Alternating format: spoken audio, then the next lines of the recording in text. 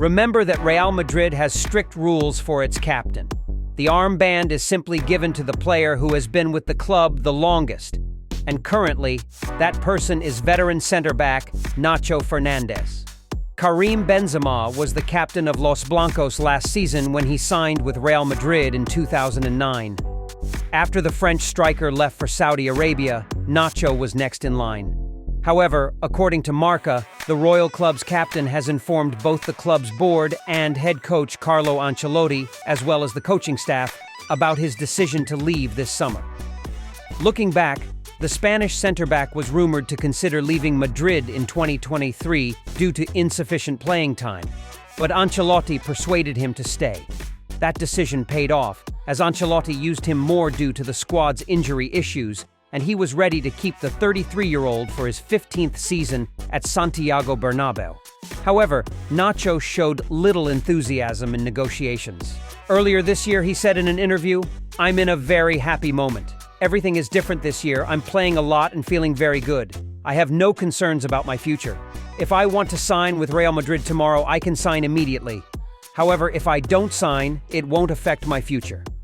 According to journalist Fabrizio Romano, Nacho will take some time before deciding on his next club, but he is now fully focused on the final matches of the season because he wants to leave on the best terms.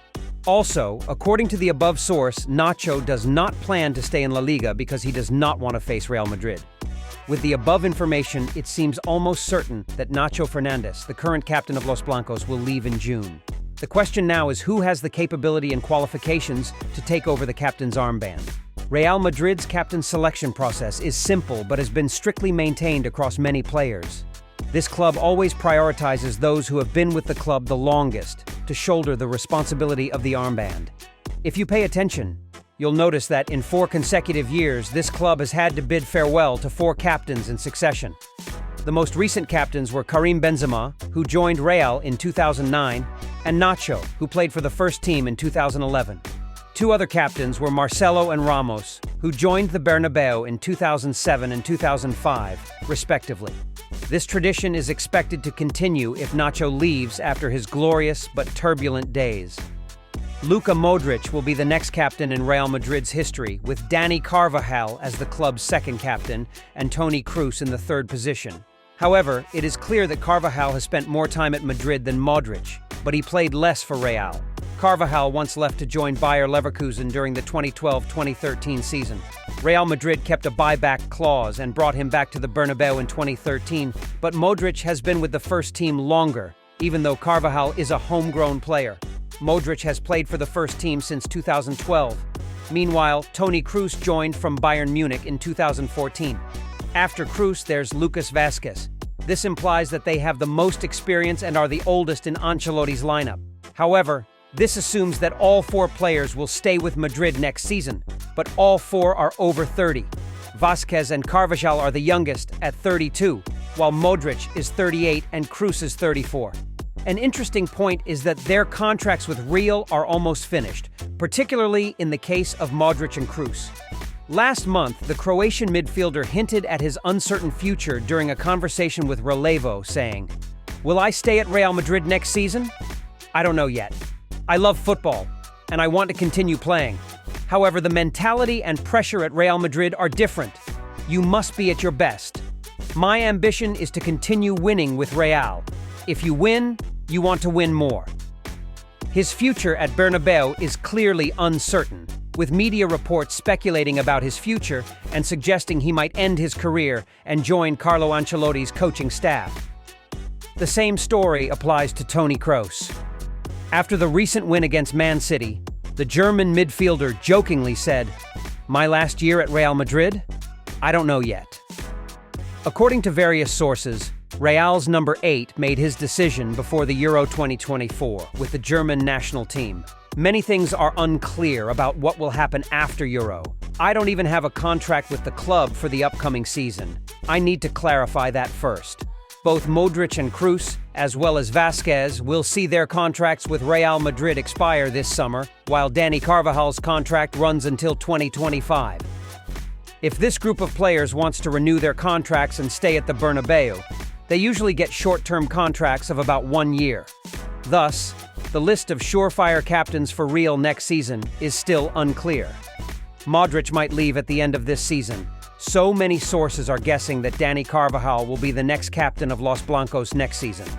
The list above is considered the longest-serving generation for the Royal Club, but some are ready to take over the captain's armband when the veterans leave. Among them, Valverde stands out as the leading player in this second generation, with great ambition. Sources told Madrid Universal that Valverde is highly eager about the idea of becoming the club's captain one day. The Uruguayan international has been with Real since 2016 and has been part of the first team since 2018. During that time, Valverde has become one of the most crucial players for the club and a key figure in Carlo Ancelotti's selection process. Valverde signed a new contract with Real Madrid last year, committing his future to the club until 2029 with a massive release clause worth €1 billion. With his special commitment to the club and his importance to the team, it's easy to imagine him inheriting the captain's armband at some point in the future. Of course, it's been a dream since I signed with Madrid, to be a role model for many people worldwide, Valverde said in an interview. To be like Carvajal, Modric, Toni, we look up to them to see what they do.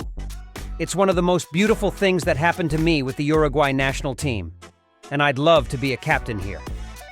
With the veteran group mentioned above not having much time left playing at the Bernabeu, it's clear that Valverde's dream of wearing the captain's armband is not far away. Alongside Valverde, other notable players in the second group include Vinicius, Courtois, Militao, Rodrigo, and Ferland Mendy. But the Uruguayan midfielder is the most likely candidate for the long-term captaincy. Valverde has everything it takes to do that. He has ambition, enough guts, long-term commitment to the club, and is well-liked by many fans.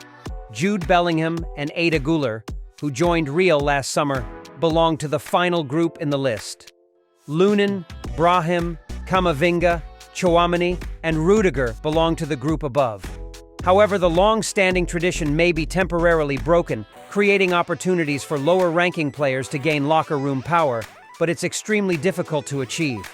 It's worth remembering that coach Jose Mourinho once intended to break Madrid's captaincy hierarchy by stripping Iker Casillas of his captaincy in July 2011.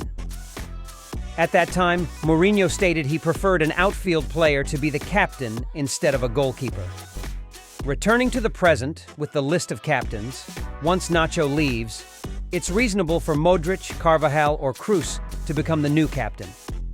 After that, Valverde represents the next generation. If possible, at some point, Jude Bellingham might take over. This is an ideal scenario in the minds of many Madrid fans, but it remains to be seen in the near future, at least for next season, who will become the Royal Club's captain.